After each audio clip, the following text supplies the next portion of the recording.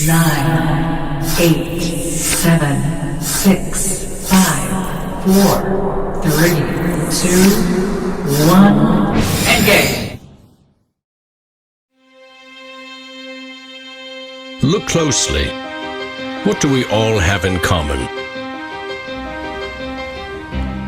No matter what corner of the world you live in, you need food, water, shelter, and money. Half of every transaction involves money in exchange for goods or services, stocks, a loaf of bread, illegal drugs. You gotta pay for it. We spend much of our lives chasing money to make a living and accomplish our dreams. But it's also an instrument of destruction. Some might say evil, driving criminals to lie, steal, and even murder. The existing banking system extracts enormous value from society, and it is parasitic in nature. Money is a catalyst for the worst and the best of human endeavor. Before civilization, we created currency, fuel for wars, the path to power, champion and enemy of innovation. Money is so integral to our society and our global economy that its true nature remains a mystery to most. This is the story of money, perhaps the end of money as we know it.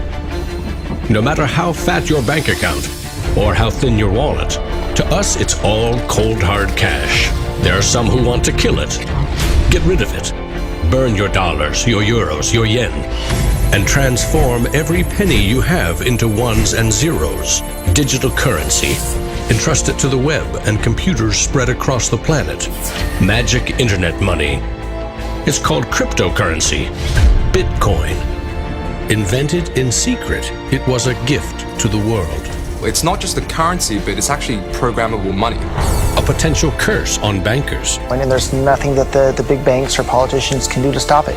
Breaking every government's grip on money supply. What the internet did for information, Bitcoin is doing for money.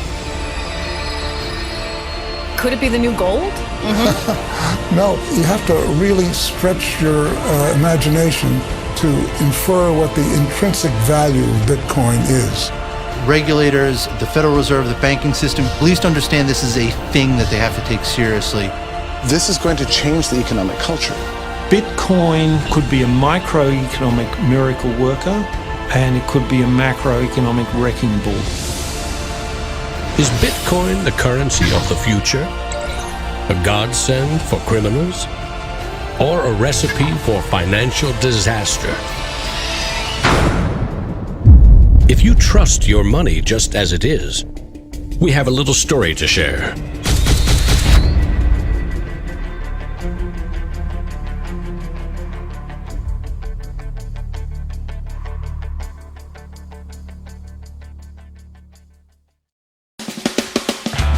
Once upon a time, there was a big party with everyone standing around the punch bowl, drunk.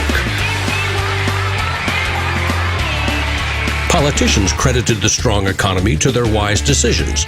Businesses jumped into new profitable markets, ignoring risk. In fact, the experts said there was no risk. Then, troubling market data from minor countries spooked the markets. Rumors spread. More bad news rattled housing prices at the heart of the financial world. A major bank went insolvent. Investors and businesses made a run on the other banks, demanding their cash deposits. The largest financial institutions in the center of the modern world were frozen. Assets were seized. Banks foreclosed. A credit crunch threatened the entire world economy. And then, finally, the government stepped in. The largest bank bailout ever. Swift action by the head of state had saved the day. Remember that? No, you don't. It happened 2,000 years ago. Rome, 33 AD. Ground zero for the first recorded liquidity crisis and government bailout in history. The largest empire the world had ever seen was brought to its knees by a banking disaster. Emperor Tiberius used money from the national treasury to bail out the country's troubled banks and companies. History may not repeat itself, but it certainly rhymes. Badly. People in power and their money have always been at the very center of it.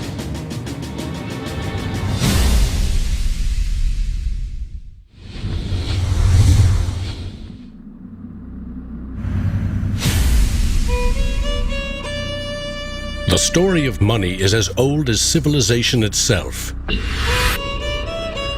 When we lived in small tribes, keeping track of debt was easy. You owed somebody a load of firewood. A neighbor owed you a piece of meat.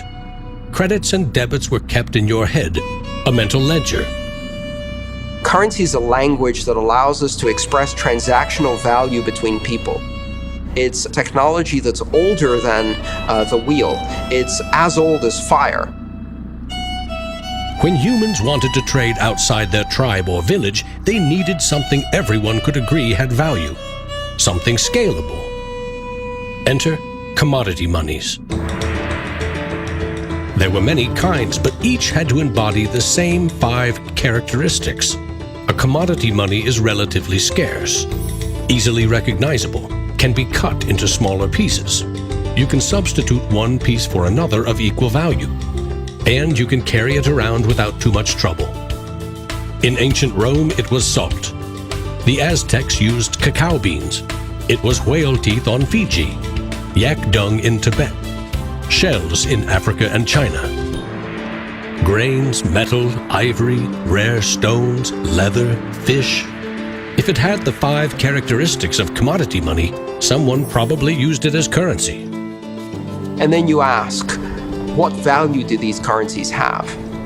If you go into a primary school, you'll see children exchanging rubber bands and Tamagotchi and Pokemon cards and baseball cards and sweets and candy and any other form of currency. People invent currency when they have no other currency.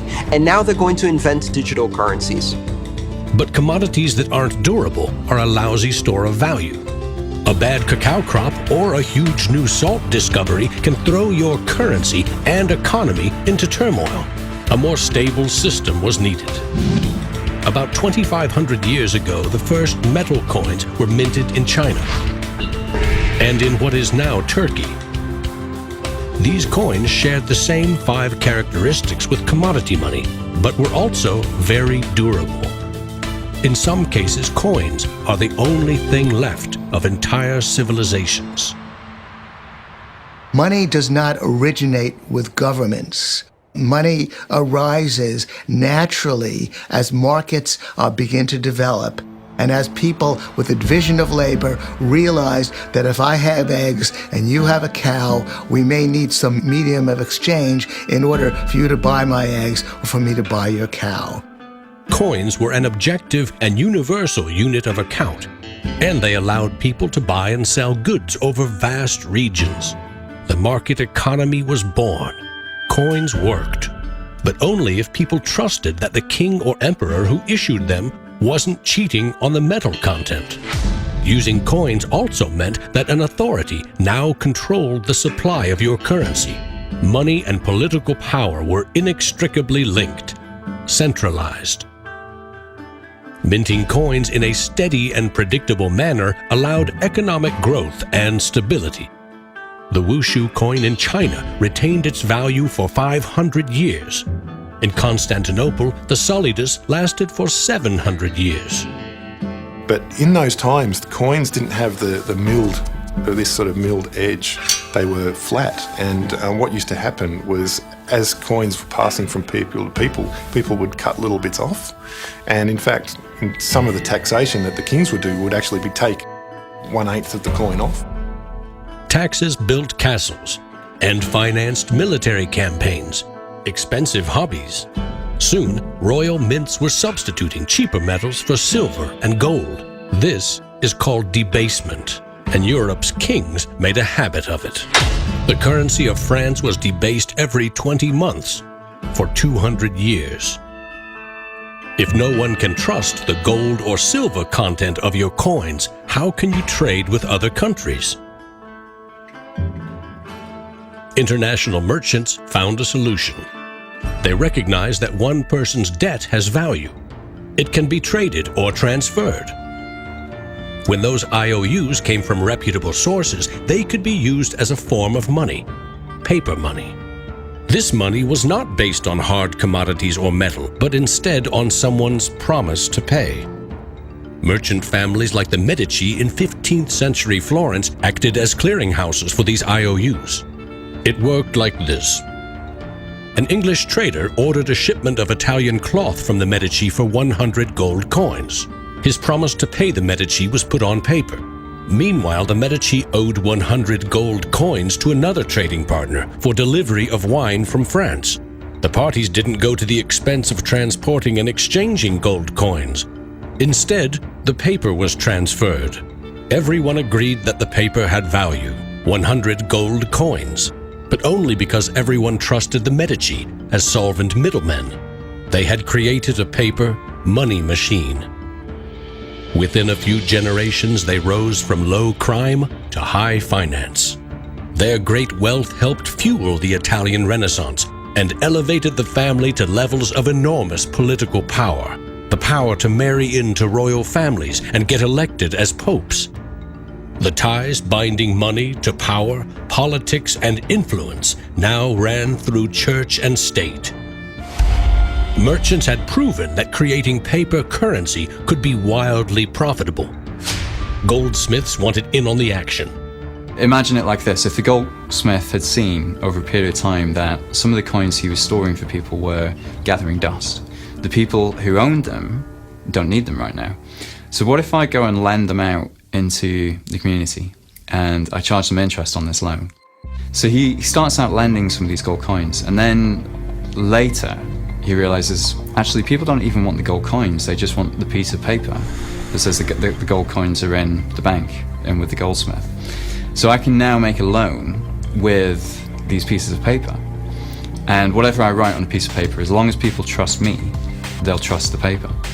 And effectively the goldsmiths and the early day bankers, they had literally acquired the power to print money. More and more private paper money from merchants and banks circulated and began to rival the crown's coins. The power inherent in controlling and issuing money began slipping away from the rulers. They couldn't tax or debase this new kind of money, but they had bigger ambitions than ever with trading posts, colonies, and empires that now stretched across the globe. For centuries, European countries would take turns building massive fleets and waging war on each other to rule the world.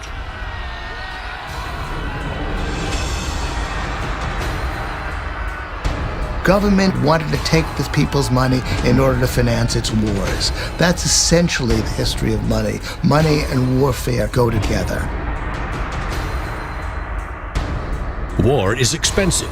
1 year's income taxes simply aren't enough. Kings and queens had to borrow money against future taxes. They needed a groundbreaking financial innovation: government bonds. The loans came from rich merchant families and goldsmiths, who by now had become powerful financiers and bankers. Sovereign debt and deficit spending had been born.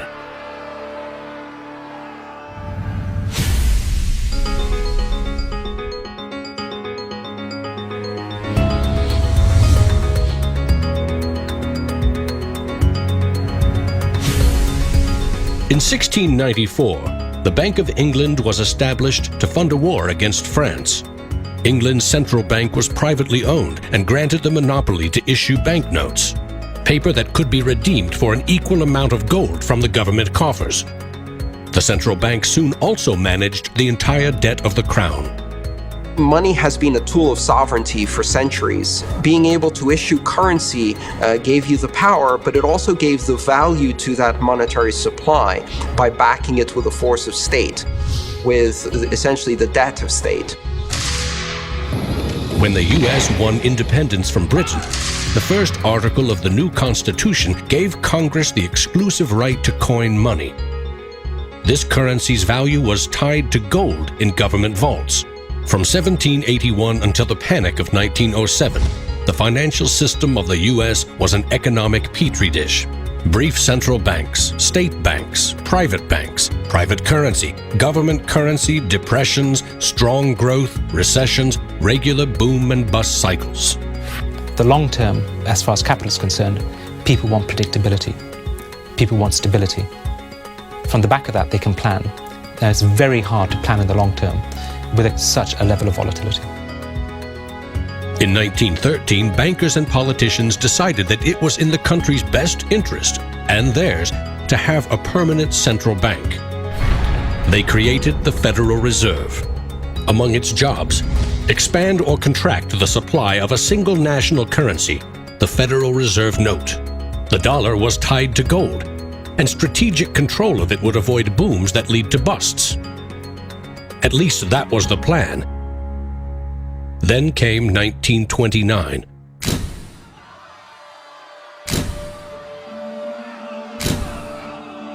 The Great Depression would have a profound effect on monetary policy worldwide. I shall ask the Congress for the one remaining instrument to meet the crisis: broad executive power. Soon, the Fed had printed nearly all the money it legally could to pump life back into the economy. It needed gold to fire up the mint. So in 1933, President Roosevelt issued a controversial executive order, forcing all U.S. citizens to sell their gold to the Federal Reserve at a fixed price, or go to prison. The Fed offered far more cash to foreign governments for their gold. Many jumped at the offer. Gold flowed in, and dollars spread across the globe.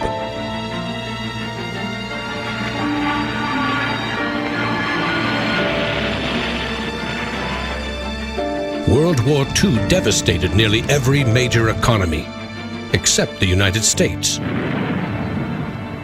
The military and industrial juggernaut emerged as the global financial superpower. The dollar had become the world's most stable and trusted currency. Other countries pegged their currency to the dollar, which could still be redeemed for gold. In fact, the U.S. owned more than half of the world's gold reserves. In the next few decades, more dollars flowed to foreign countries. Governments began debasing their coins with cheaper metals and printing more of their own currency than they had in gold. The bond between precious metals and paper currency was cracking. This is a 1966 50-cent piece. It was the last coin in regular circulation in Australia to contain silver, and it contains 80% silver.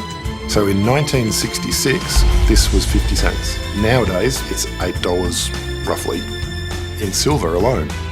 By 1966, foreign nations had had enough of the U.S. collecting gold and printing cash.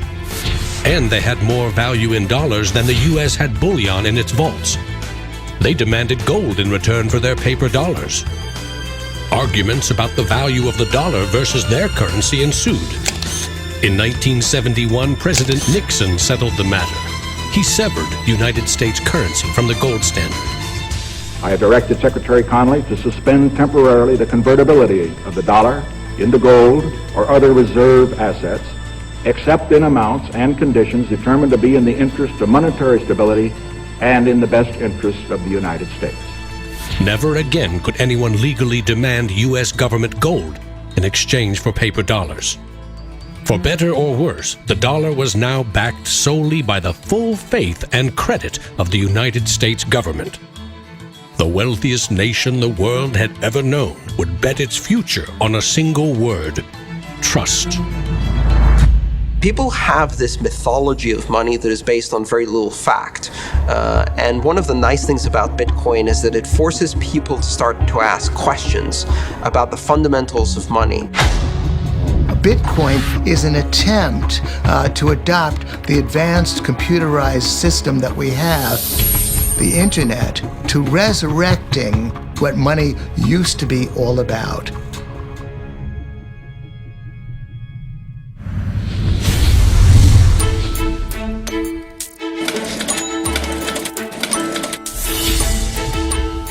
I think our dollar policies, our monetary policies, our fiscal policies have absolutely created a nation of debtors. Not just personal debt, not just corporate debt, but government debt. I mean, you have to look at those all together as one big thing. What is the wealth of the nation? Well, the wealth of the nation is a gigantic hole of money that we owe to the rest of the world that is never going to be paid back. Today, the United States pays more than $400 billion in interest to its creditors every year. When a government spends more money than it collects in taxes, it simply borrows more, or it creates more. At one time, every piece of paper money was backed by gold. Remember, for every $20 bill, there was $20 worth of gold in the government vault. Not anymore. Today, governments create currency by first creating bonds or treasury bills. These bonds are sold in the market, generating funds for the government that issued them. Large banks buy U.S. bonds to flip them, selling them to the Federal Reserve at a profit. This is the magic money machine. You see, the Fed is America's central bank, but it doesn't have any money. No cash on its balance sheets. When a bank buys a bond and takes it to the Federal Reserve, the Fed simply says, "Thank you, Mr. Banker. Here's the principal and some profit." New money isn't exchanged, it simply appears on the bank's accounts. Magic. For 100 years and counting, the precise mechanisms of these bond purchases have remained a secret. Here's where it gets really interesting. The Federal Reserve is not a government agency. It's a private entity, and its shareholders are banks which earn a dividend. As much as $80 billion per year total are paid out to some of the very same banks that sell the government debt to the Fed. Which banks? Don't even bother asking. That's also a secret. In other words, the magic money machine answers to no one. The Fed also sets the bar for how much interest you pay for a car, home, or business loan. The Federal Reserve has been given the impossible task of trying to run the credit and monetary system as though we are the Soviet Union. It's the central planner for the key aspect of capitalism, which is how money and credit is allocated. The Federal Reserve, on balance, does not help the economy. On balance, it hurts the economy. And it's bound to make mistakes, even with the best of intentions. The Fed is also supposed to boost employment with low interest rates, encouraging people and businesses to buy more goods and services. Governments getting involved in money is a good thing, and it's also a bad thing. It's a good thing because money is the arteries of the economy, the blood supply of the economy. Markets are subject to bouts of euphoria and despair, and it makes sense for governments to back currency and manipulate it. Moving the money supply up and down is the most powerful way to sedate that boom and bust cycle. Manipulating the supply of money has short-term and long-term consequences.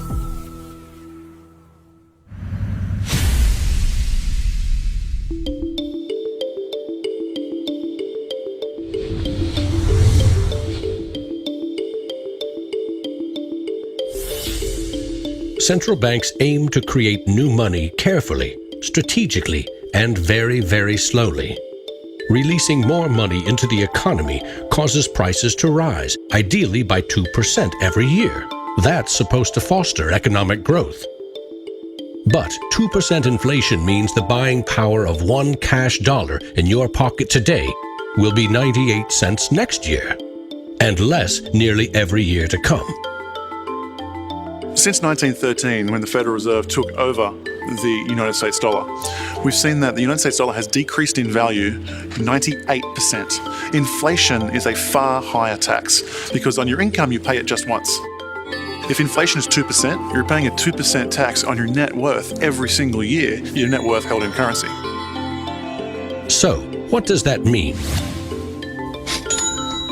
If you earned $1 in 1913, you could buy 16 loaves of bread. Today, $1 barely buys you one. That's not a quaint notion of how cheap things used to be. It's proof that the value of your cash is slowly withering away. That $1 invested at 2% in 1913 would now be worth $7.24. More than 600% return versus a near total loss. So the US dollar has gone from being worth $1 to now being worth about 4 cents. So that's, 96% of its original value. And it's a direct result of government control. Governments don't create money from thin air all alone. You play a key role in the magic money machine.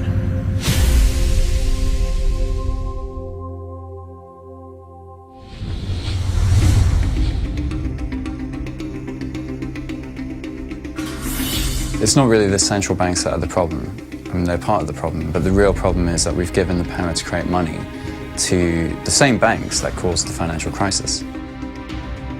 We put our paychecks and savings into a bank account and draw from it as we need it. The banks are custodians of our money. Right? Wrong. It is now the property of the bank on their balance sheets. They can do just about anything they want with it. For example, create new money. Here's how. Your bank account shows $100, but the bank only holds $3 and loans $97 to Bob to buy something. In the bank's computers, you still have $100 in your account, but Bob now has $97 of new virtual money in his account. Just digits on a computer screen. There's no cash, no gold, or anything else backing up the new numbers in Bob's account. Just his promise to pay it back. This is new money created as debt. When those $97 are spent, say in a shop, the shop owner deposits into another bank, and it is lent out again and again and again. And each of these people have numbers in their accounts showing that they own this money. So your original $100 has multiplied. Now there are over $3,300 in the system. This process of loaning out far more money than a bank actually has as cash on hand is called fractional reserve banking. In the UK, 97% of the money that exists is just numbers in the computer system, and those numbers are created by the banks. Banks earn untold billions in interest every year by creating and lending virtual money. What's more, banks don't even need your deposit to create new money. If they consider someone credit-worthy for a loan, they can put new magic money into his or her account and start charging interest. So reporters talk about Bitcoin as though it's the first digital currency. But actually we use digital currency every time you make a transaction through internet banking or through your bank card. Actually, it's not even just digital currency, it's digital currency that is created by the banks, essentially out of nothing. In other words, all new money is debt. This is the part of money creation that isn't taught in economics class. Money in paychecks, bank accounts, 401ks, that loan to Bob, credit card debt, your home loan, all began life as virtual money created by the banks. The entire system is based on trust. Trust in the bank's solvency. Trust in the debtor's ability to repay their debt. If all bank customers demanded just 3% of their deposits right now in cash, this run on the banks would reveal the truth. Almost none of that paper currency you think is in your bank account exists. It never did. Remember the drunken party? Our financial crisis had everything to do with virtual dollars. Too many people with very little income borrowed a lot of money they could never repay. But the banks didn't care. They didn't have to. They quickly made and sold shaky loans to someone else for a profit. And I got them all approved. Hey! Apply now. Selling bad loans was a good business until the whole thing blew up in the global financial crisis.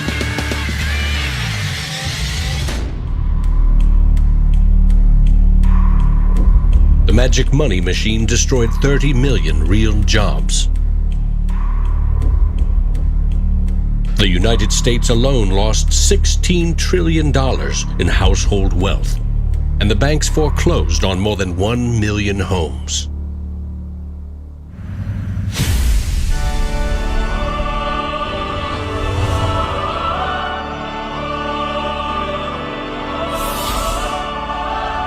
Selling subprime loans and betting they will fail may not be sacred, but it is lucrative. As much as 1/4 of our best and brightest are being lured by the siren call of the money machine. Instead of science, engineering, or medicine, they chose a career betting with other people's money. To get rich quick, very rich. And sometimes they take shortcuts. Getting by on a nickel and a dime. Money has a funny way of bringing us down. They say it makes the world go round and around. My ancestors in Greece talked about the corrupting influence of power, and nothing has changed in these 3,000 years. When you give control over massive amounts of money to a few individuals, they will take advantage of that control. Banks today are factoring in fines and money laundering and all the rules that they break into their cost of doing business. JP Morgan is today coming out and saying that Bitcoin is not a legitimate way of doing business. Banks today are tied into a system that is completely rigged to basically harvest money from the entire global economy and pump it into the hands of very few. Don't get consumed by the greed.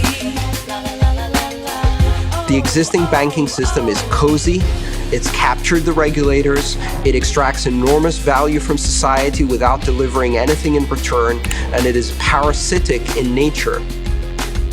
The banks play a very pivotal role in an economy. You look at any successful economy, it has successful banks. There's a very close correlation with banking profits and the economy as a whole.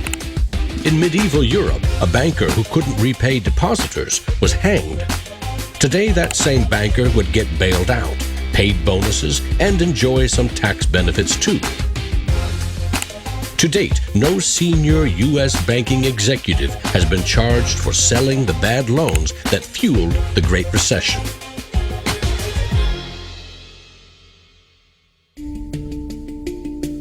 In December 2014, just 6 years after the last banking crisis brought the world to its knees, a congressman snuck a last-minute provision written by Citigroup into a crucial funding bill. The provision allows the largest U.S. banks to once again make risky derivatives bets with bank deposits. But no need to worry. If the banks implode again, lost deposits must be paid back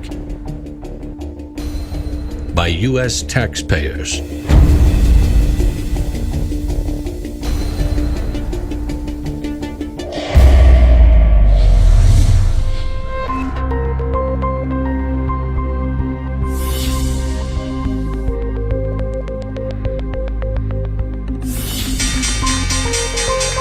Today's financial innovators package assets in ever more complex ways, slicing, dicing, securitizing, always using someone else's money. They sell debt, transfer risks, leverage bets. That's what they call innovation. When you're talking about financial innovation, Bitcoin certainly is a very good example of innovation. But there's also been other innovations that people a bit closer to the world of finance would cite as good examples. An example of that would be the original swaps market.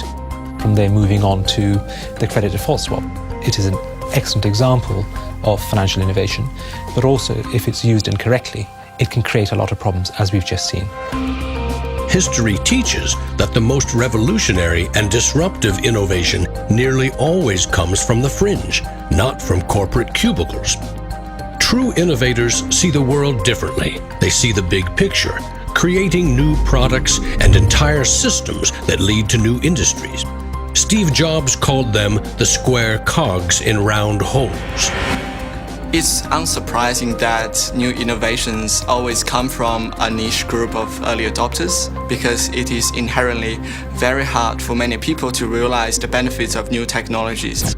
In 2011, most Bitcoin community people were either people from the technology space, the geeks and hackers, or people from the traditional financial industry. There are even some bankers and hedge fund traders using Bitcoinica at that time as well, which was really surprising to me. radical new idea is often met with skepticism, ridicule, even hostility from those who stand to lose the most from its success. Case in point, the automobile. In the late 19th century, Carl Benz and others built the first cars, contraptions that could threaten the stagecoach and railroad industries. These self-propelled vehicles, or road trains, would certainly scare horses, injure people, and damage roads. Cars, the railroad barons said, were just too dangerous. And to protect us, they used their power to pass a law in 1865. It required every automobile in England to observe a 4-mile-per-hour speed limit and to be operated by a crew of 3, a driver, an engineer, and a flagman. This heroic flagman walked in front of the car to warn fellow citizens of the coming danger. The railroad tycoons, the lawmakers, the self-appointed gatekeepers used regulation to stifle innovation.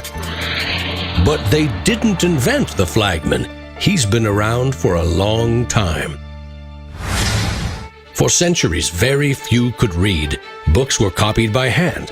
The people in control, political and religious leaders, wanted to keep it that way, and they greeted Johann Gutenberg's printing press with licensing laws, publishing bans, taxes. In some parts of the world, printing was a crime punishable by death. After all, they were just protecting us from dangerous ideas. Before the printing press, there were an estimated 30,000 books in all of Europe. 50 years later, there were 10 million.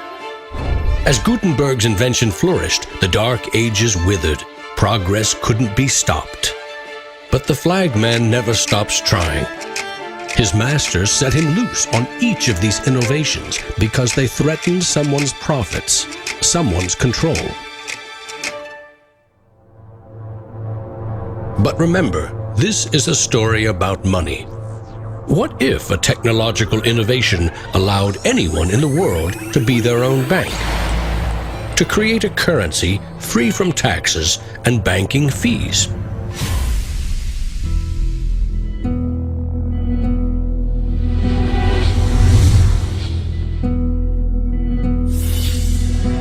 The U.S. Constitution forbids citizens from printing or minting their own currency, competing with or undercutting reliance on the U.S. dollar. In 1998, Bernard von Nothaus decided to test the resolve of the federal government. The Liberty Dollar was available in gold, silver, platinum, and copper. It was available in 3 forms, both in specie, in other words, gold and silver, in paper, as warehouse receipts, and in digital form. Obviously, the government didn't like it. They arrested me and convicted me of counterfeiting, fraud, and conspiracy, and I'm currently awaiting 22 years sentence in federal prison. Lesson learned. At a hackers convention in the Netherlands, there was a young hacker there who used the alias of Satoshi Nakamoto. And he talked to a friend of mine, and he identified the Liberty Dollar and me as inspiring him to create a new currency. Bernard von Nothaus's arrest for creating private money may also have inspired Bitcoin's inventor to keep a lower profile, publishing the invention under an alias and vanishing. Part of me is interested to know who Satoshi is. Maybe that's part of the mystique of the story.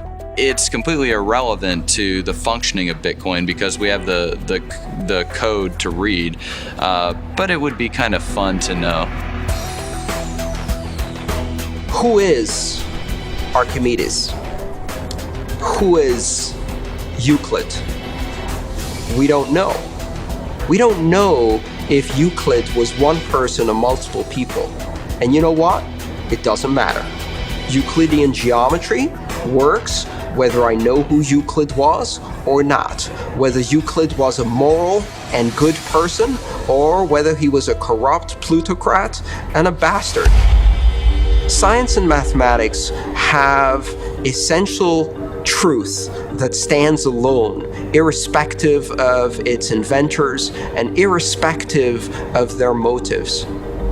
Well, Bitcoin is a system based on mathematical truths, and these mathematical truths stand alone.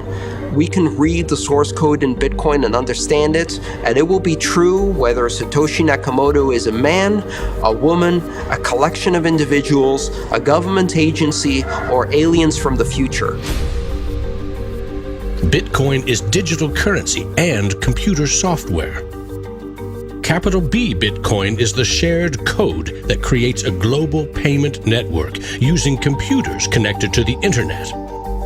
Bitcoins are virtual currency, digital money created, stored, and exchanged on that network.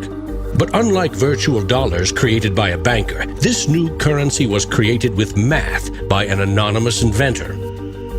Bitcoin is an open-source software protocol like much of the code supporting the internet and email.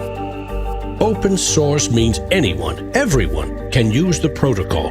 No one person or company can control it. Every change to the software is public, open, and transparent. The code was first developed by Satoshi. Then there were dozens, now hundreds, of programmers constantly collaborating to improve Bitcoin's features and security. So what makes Bitcoin a breakthrough? It tackles an ancient human dilemma and solves a computer science problem. Any shared information or data can be flawed, corrupted. Anything can be faked. How do we know that what we're receiving can be trusted? In our traditional mindset, it's very important to know who is behind this currency because their reputation is significant in knowing that our funds and the true wealth is actually safe. In finance, we rely on trusted third parties like banks, credit card companies, remittance services. They keep track of money as it moves from one account to another, and they charge us handsomely for it. We trust that their digital ledgers of credits and debits balance. A financial system that cuts out these middlemen could be faster, cheaper, and more secure. But Bitcoin is digital. Music and movies are easily pirated, copied, stolen. How can a digital currency retain value if anyone can make 1 million copies? The answer is at the core of Satoshi's invention. A Bitcoin is not a file on a computer. It's an entry in the publicly distributed database called the blockchain. Just as the Medici kept a ledger of credits and debits, today's banks record each transaction as a plus and minus in their ledgers. Now we call them databases. Bank accounts are replaced by a digital wallet that you alone control. Bitcoin's ledger is the blockchain, a record of every Bitcoin in existence and every Bitcoin transaction ever made. It always balances because no Bitcoin ever leaves it. When a Bitcoin is sent from one digital wallet to another, what they are really sending is control over that part of the database. Code that is a unique key for the new owner. As the network processes transactions, it constantly synchronizes the one ledger across the global network. Each computer or Bitcoin miner has a complete and identical copy. And because the blockchain is public, it cannot be controlled by any one person or computer. Owners of the Bitcoin mining computers are rewarded with new Bitcoins for processing transactions and keeping the network secure.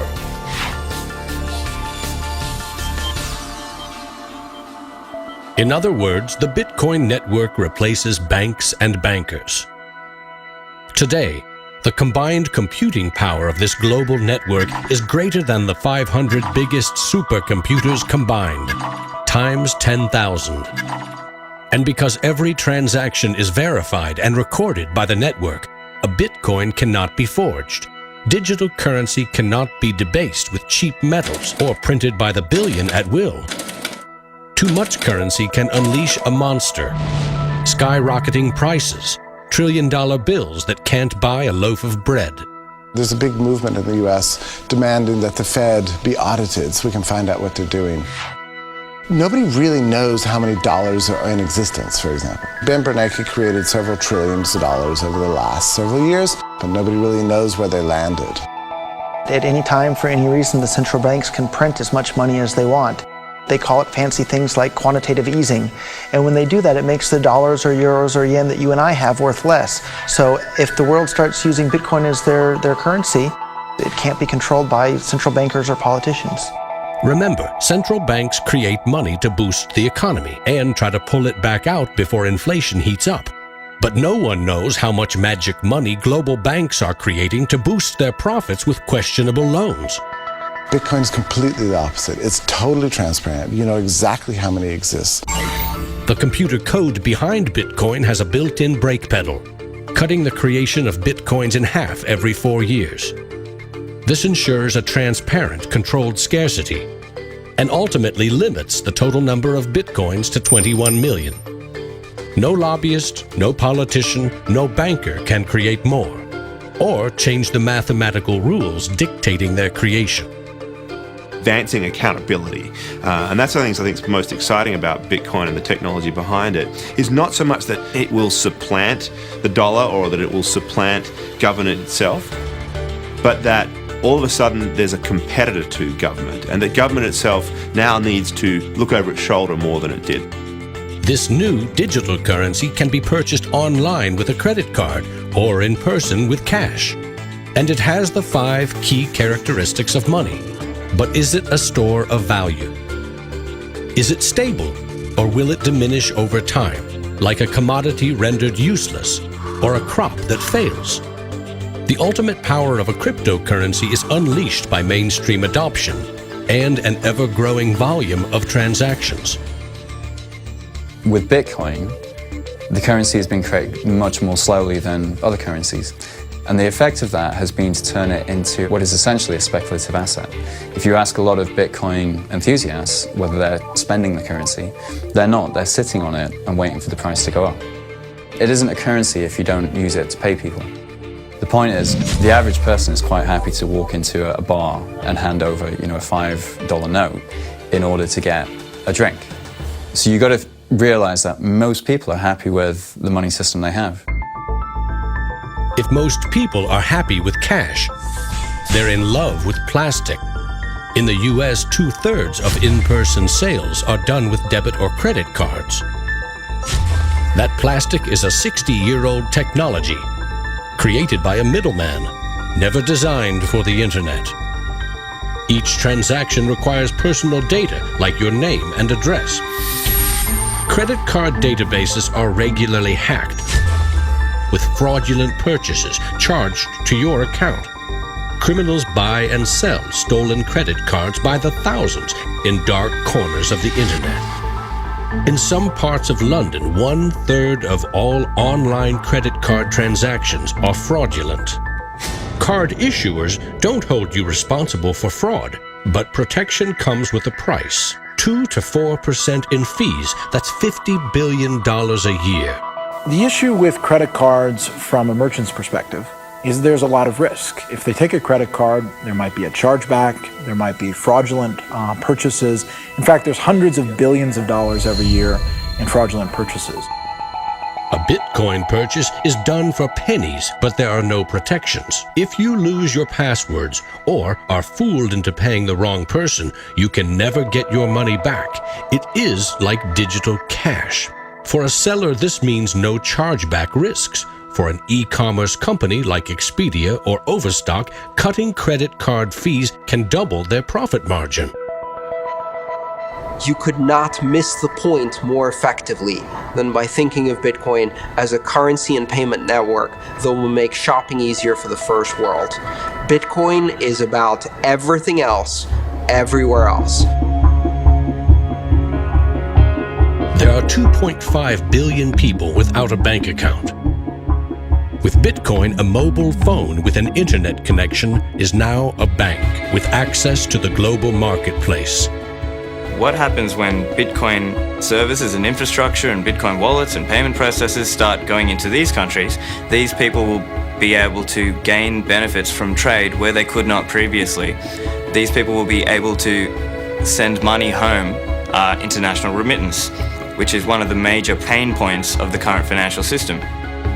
Yeah, if I send $100, with banks it's going to cost me 20%, Western Union is going to cost 10%. Other options that are competing with Western Union is still going to be about 5%. And if you are sending to really remote areas, it's going to be anywhere between 15 and 30%. So in terms of money remittances, it's going to be a game changer using Bitcoin. You do not need a bank account. You just need an internet connection and a wallet to get set up. It's a tool to give people an access into the global ecosystem and give them a promise for an economic future, and specifically provide a way for them to not be dependent on a government that could shut down their bank accounts or even could go into their bank accounts and take out finances.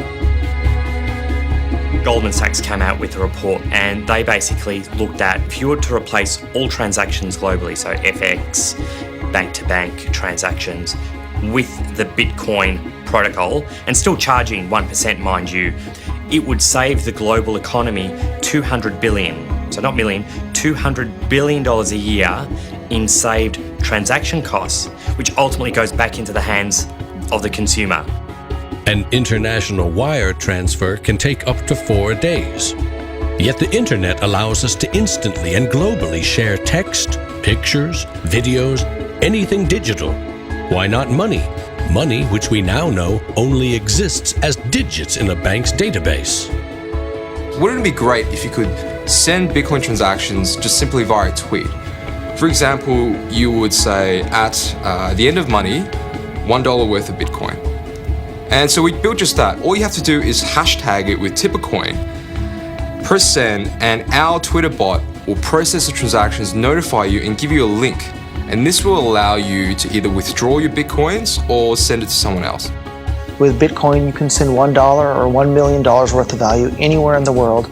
You can do it for free, or you pay the Bitcoin network fee, which is still just around a penny. And there's nothing that the big banks or politicians can do to stop it. A cryptocurrency that can only be created and transferred with computer networks may be the next step of the digital revolution. The rise of machines, self-driving cars, drones, robots that rely less and less on humans. What I often think is that the future of Bitcoin or digital currency from a broader perspective is really about machine-to-machine payments. So by the time you have an unmanned taxi driving you around New York and then going to power up at an unmanned power station or going to get repairs at an unmanned auto shop, you'll see the machine-to-machine payments done with some sort of digital currency.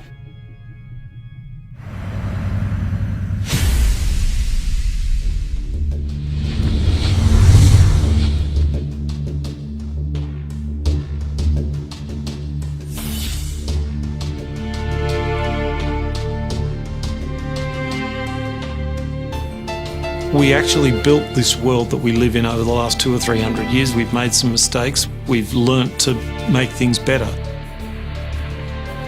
The idea that there's some magic key, that if you just sort of stop doing a few things, that there'll be this perfect order that will settle, is a very childish, ideological delusion, in my opinion. But that is not to say that Bitcoin isn't an exciting thing. It's a terrifically exciting thing. But we have to try and engage with it with working minds, not with magical thinking. People are suggesting that it's going to be another world currency, rivaling the dollar or the euro or the yen. I think that's not going to happen. I prefer to trust the banks or the central government compared to the Bitcoin is because someone's accountable. Whereas with the Bitcoin, it's completely deregulated. There's no central control. There's no one held accountable. It is a free float. It's purely demand and supply driven. Mr. Williams? So clearly this is not a currency. Currencies don't behave like this. But what this is a high-risk speculative commodity. So for the entrepreneurs, the bankers, the governments, and everyone else studying and watching Bitcoin, all I have to say is that there will probably be a lot of volatility and an upward trajectory, and to buckle up.